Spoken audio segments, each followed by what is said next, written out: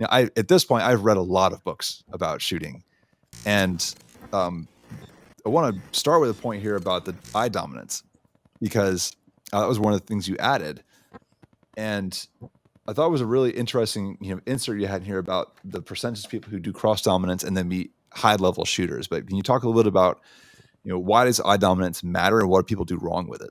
Sure.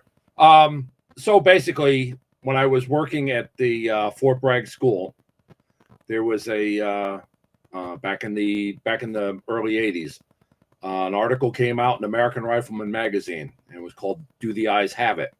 And it was basically an analysis of the professor that I reference, I give credit to in the book, on basically he was contracted by the NRA to look at various physical and mental factors that went into success in competitive rifle shooting. And one of the things that he studied was, your dominant eye.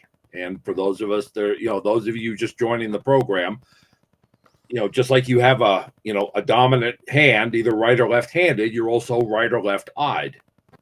And so they printed this chart, and all of a sudden, I mean, it was one of these things where it was like, I got that thump to the side of the head, because the higher up you went in rifle competition, the fewer instances of cross dominance. So somebody would be left eye dominant and they shoot off of their right shoulder, or they're right eye dominant and they're left-handed and they would shoot off of their left shoulder.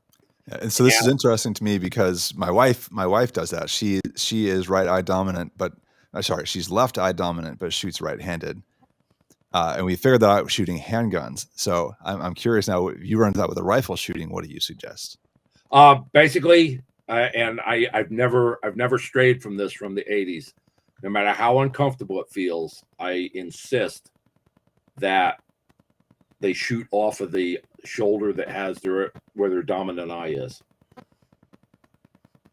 That makes sense. Now, when people do that, have you run into, like, should they get left-handed rifles too, or at least? I mean, if it's in the budget, yeah. I mean, because if you're talking about bolt guns, it becomes a hassle, and and especially in the Army, when all we had were right-handed bolt guns, it really I mean, some people were really, I don't want to say depressed, but they weren't happy that this sergeant is telling them that they have to shoot off of an opposite shoulder now. Mm-hmm.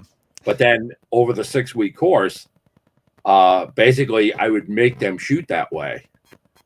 Mm-hmm. And then without fail, these guys would come up to me going, man, I never thought I'd shoot this good.